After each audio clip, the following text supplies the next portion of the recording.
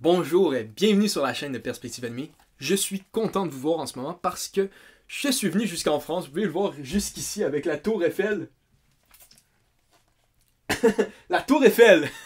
C'était pas la Tour de Pise que j'étais au début parce que je suis vraiment en France. Ça serait pas possible d'avoir la Tour de Pise à l'arrière de moi si je suis en France. Exactement. Donc je suis en France. Pas pour rien. J'ai fait le déplacement parce que plusieurs de nos abonnés viennent de France et je reçois un commentaire souvent. Un commentaire qui suit, c'est Tano! Tu nous parles toujours du Japon et des choses qui viennent du Japon, mais parle-nous un peu de ta culture, le Québec!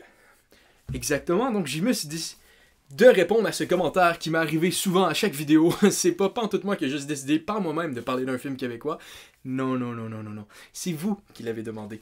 Donc, on va parler aujourd'hui pas juste d'un film, mais de trois. Parce que moi, tant qu'à faire les choses bien, moi les faire très bien, ok? Je vais vous parler de la trogylogie. Pourquoi on appelle ça la trogylogie? Parce que c'est des films réalisés par le réalisateur Riccardo Trogi et écrits par Riccardo Trogi, qui sont des films autobiographiques sur Riccardo Trogi. Et il y en a trois. Donc, au lieu de dire une trilogie, on dit une trogylogie. Donc, vous pouvez les voir ici. Donc, on parle de 1981. Donc, pour les Français, 1981. Je sais que c'est les Belges. Je suis en train de vous faire une petite blague. OK? Donc, 1981 et 1987 et 1991. Donc, dans le fond, trois films qui sont des années. Donc, dans le fond, les années de la vie de Riccardo Trogi. Donc, je vais vous parler des films en tant que tels un petit peu plus tard. Donc, un à la fois, je vais vous les présenter. Après, je vais vous passer les bons points de cette série-là. Mais avant ça, on va commencer la vidéo par cette petite présentation, cette petite info pub peut-être, de Riccardo Trogi.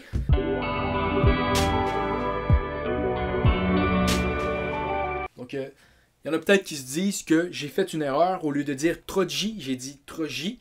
Et ça, c'est pas une erreur, parce que ce que je faisais, je mettais les clés sur la table, je mettais le chemin, je mettais toutes les choses sur la table pour bien vous présenter, ok? Bien sûr, le scénariste et le réalisateur de ces trois films-là, donc Riccardo Trogi. Donc pourquoi on dit Trogi, même si ça s'écrit T-R-O-G-I? Très simplement parce que son père s'appelle Benito Trogi, en 1937 en Italie. Et il a immigré au Québec. C'est là qu'il a rencontré la mère de Riccardo. Et ensemble, ils ont eu deux enfants, donc Nadia et Riccardo, les deux qui sont dans les trois films que je vais vous présenter dans quelques minutes.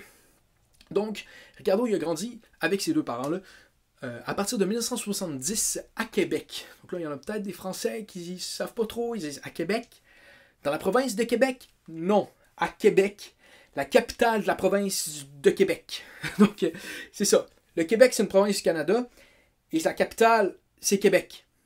C'est juste ça. Donc, en fond, Riccardo, il a grandi là. Et je vous en dirai pas vraiment plus que ça sur lui. Je sais que j'aime ça présenter des choses, mais en fond, c'est le personnage principal des trois films. Et vous allez le découvrir. Vous allez en le connaître un peu mieux après avoir vu ces trois films-là. Donc, c'est pas tant ma place de vous expliquer ça.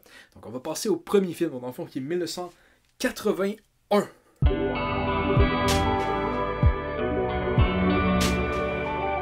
Donc, 1981, le premier film de la trilogie. Donc, on va commencer avec ça qui s'appelle 1900... Donc, le premier film de la trilogie, 1981. Donc, je vais vous lire le résumé, dans le fond, sur la petite pochette.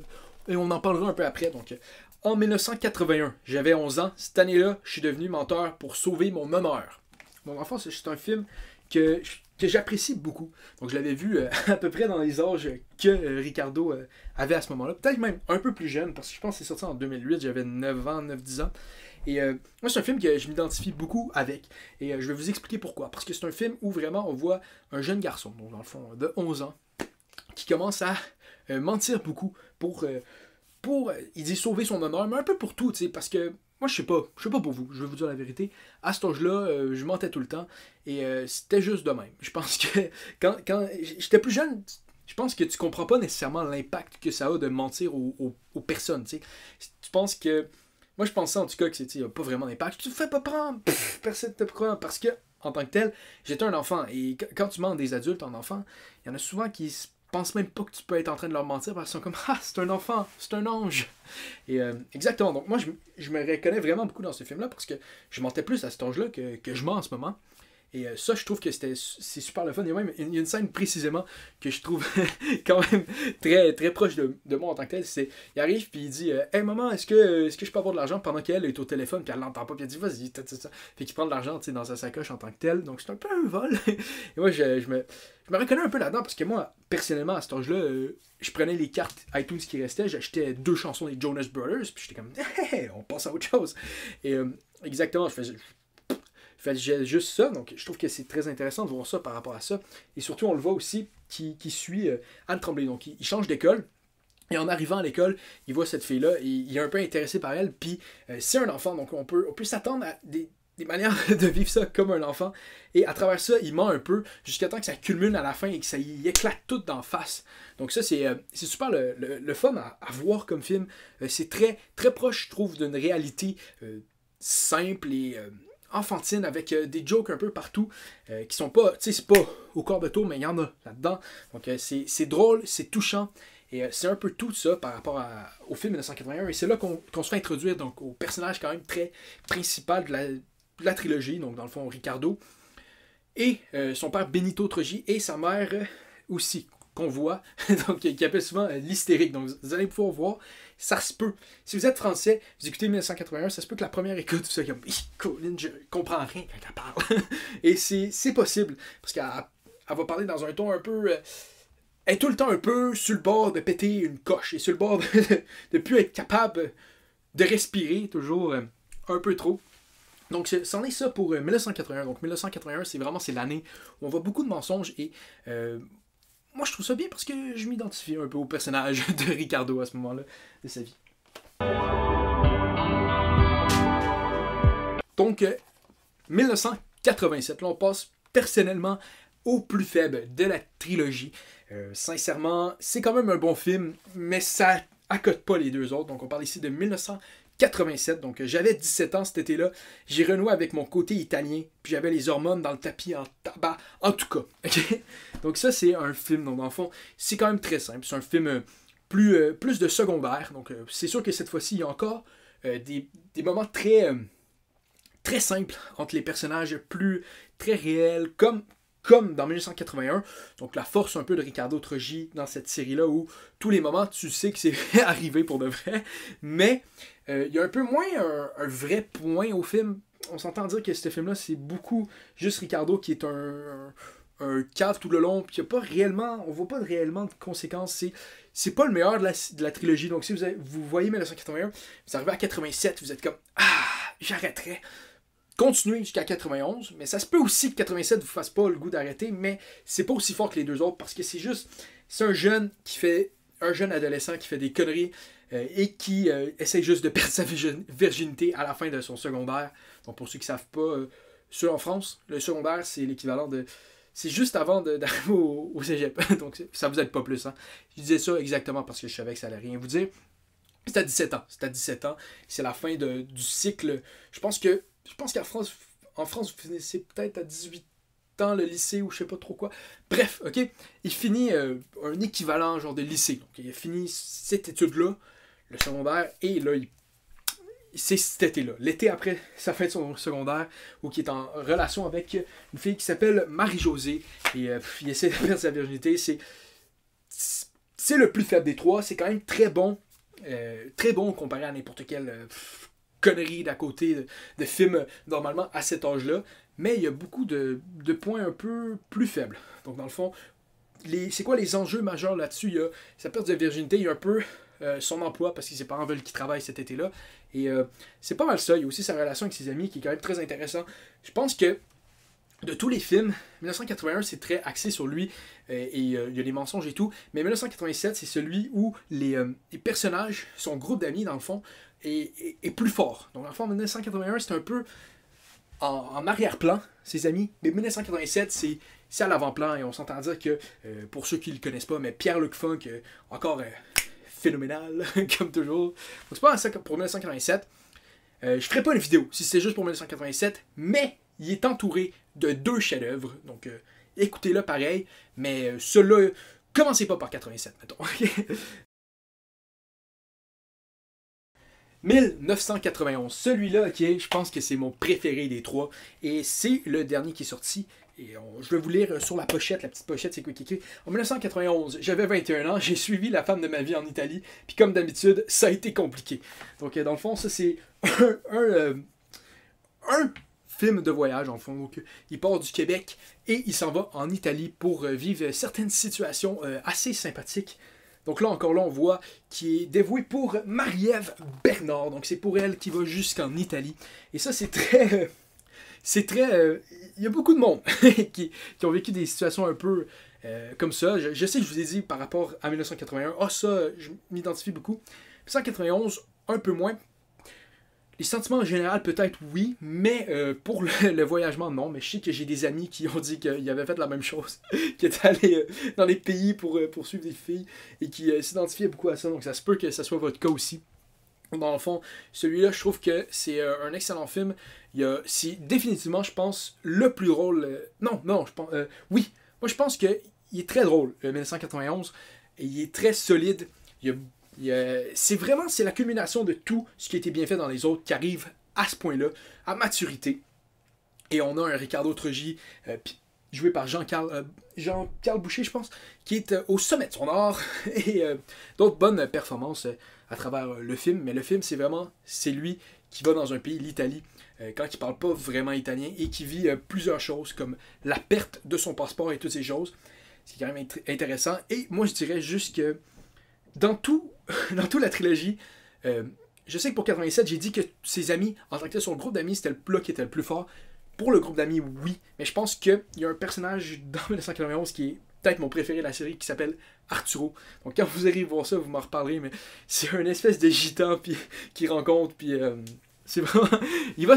Canada! On va sauver le monde! Donc je l'ai pas dit comme il l'a dit, mais ça me fait vraiment rire. Donc arrêtez pas... Watch out pour Arturo, parce que c'est définitivement un des personnages que j'aime bien. Mais pour ce qui est de 1991, c'est vraiment un film où tout... Il n'y a rien de tiré par les cheveux, ok? Il y a des situations plus amoureuses où on voit la relation entre lui et, dans le fond, la fille qui va pour l'Italie. Mais il n'y a rien de tiré par les cheveux, comme dans toute la trilogie. Dans le fond, ce qui fait la force de cette trilogie-là, c'est que Troggi va pas avoir peur de dire vraiment ce qu'il fait. Ricardo Troggi, ok? Je me suis encore trompé. Donc, il n'a pas peur de montrer ce qu'il a vraiment vécu, comment il se sentait. Donc, ça, c'est ce qui est pour ces trois films-là. Dans le fond, en général, pour la série, ça va être par ici. Donc, dans une couple de secondes, je vais vous apporter. Je suis votre hôte. Ok, 5, 4, 3, 2, 1, c'est feu. Donc ça, c'est ce qu'il y en est pour les trois films. Mais là, on va parler de la série, la saga en tant que telle. Donc la trilogie, on pourrait dire trilogie, mais Ricardo, de ce que j'ai vu sur un article, est en train de travailler sur un autre film pour poursuivre la saga. Donc je pense que ça serait 1995 ou 94, peu importe. Donc j'ai vu qu'il est en train de travailler là-dessus. Donc qu'est-ce que il y a de vraiment de bon?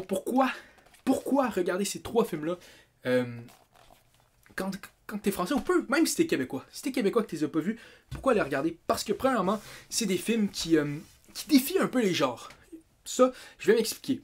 Il y en a qui vont peut-être dire, ouais, mais c'est bien d'être dans les genres en tant que tel. Ça, c'est une comédie, ça, c'est un drame ou peu importe.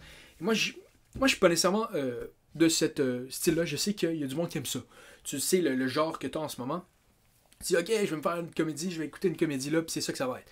Mais les trois films, c'est pas ça que c'est. Il y a du drame là-dedans, il y a de la comédie, il y a tout. Ok, c'est de tout dans un film ensemble pour vraiment créer de quoi de plus complet, dans le fond. Parce que si t'as juste du drame, des fois ça devient lourd. Si t'as juste de la comédie, des fois ça devient trop léger. Quand t'as les deux ensemble, t'as de la lave, man. T'as de la lave. C'est ça que c'est, Ricardo Troggi et ça. Troggi. Excusez-moi, ok, j'arrête pas de me tromper parce que je suis cool. Les cools se trompent. C'est le même que ça marche. Quand tu te trompes, t'es cool. Okay? Donc, et vraiment, ça, c'est un gros point, je pense, parce que ça mélange tout ça ensemble. Un autre point, parce que c'est jamais trop tiré par les cheveux, parce que c'est très proche de sa réalité. C'est sûr qu'il y a certaines choses qui ont dû un peu mieux arranger pour le film en tant que tel, pour que ça marche dans une œuvre. Tu sais, ça se peut qu'il y ait des choses qui ont été décalées d'ordre que c'est arrivé pour mieux que ça coïncide dans une œuvre cinématographique. Mais toutes les situations sont vraiment très, très personnelles. Tu vois que c'est arrivé à une personne pour de vrai et non juste imaginé. Il y a aussi tous les personnages qui semblent extrêmement vrais. Je vais répéter ce terme-là, ok? C'est vrai, c'est réaliste, c'est des personnes qui ont des défauts et des qualités. Et ça, c'est super bien. Je pense que aussi, des fois, on arrive, parce que c'est proche de la réalité, on va arriver dans des situations où tu vas voir une espèce de cliché de film s'en venir, mais le film s'en vient pas, dans le fond. Donc, ça, c'est super le fun. Et un autre point par rapport aux 3 films que j'aime beaucoup, c'est que les films vont être entrecoupés dans les scénarios de situations où on voit Troji penser à des choses ou qui va voir des petits scénarios et ça va être entrecoupé avec un style de petits scénarios par film dans le fond. Donc, par exemple, le 1991, il arrive dans des situations et on le voit dans un espèce de film noir et blanc de mafioso italien, peu importe. Et ça, pour jouer des scénarios qui se fait dans sa tête, ça, je trouve ça vraiment le fun parce qu'on a ça des différents à chaque film. Et ça fait un peu la force parce que tu te sens vraiment à suivre Ricardo dans ses péripéties. Okay? Et un autre point que je trouve vraiment le fun pour les 3, c'est que Jean-Carl Boucher joue Ricardo Trogi dans les scènes, mais il y a de la narration aussi qui se fait par lui et qui est assez le fun, qui rajoute des choses souvent dans les dialogues, dans les scènes pour expliquer des choses. Et c'est très, très intéressant d'avoir ça. Donc c'est tous des points, je trouve, qui sont super le fun par rapport à la série et la série de films. Et je vous la conseille, ok? Donc là, il y en a peut-être qui se demandent où c'est qu'on trouve ça, cette affaire-là. Je ne sais pas. Si vous êtes au Canada, je sais que 1991 est sur Netflix. Je ne sais pas s'il est en France, mais je vous dirais que ça se trouve sur les interwebs. Je vous dirai pas où le trouver. Ça se trouve. Ça se trouve. Définitivement que ça se trouve sur l'Internet. J'en dirai pas plus.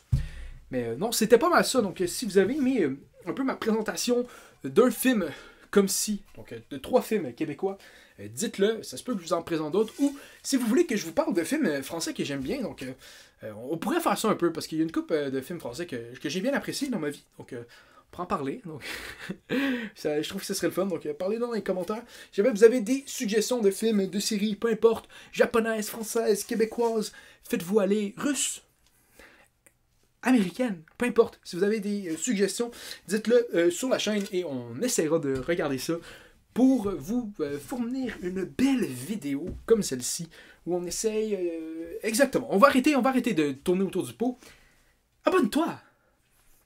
T'es là, t'es rendu à la fin de la vidéo. Si tu vois ça en ce moment, t'es rendu à la fin de la vidéo. Qu'est-ce que t'as à perdre de plus?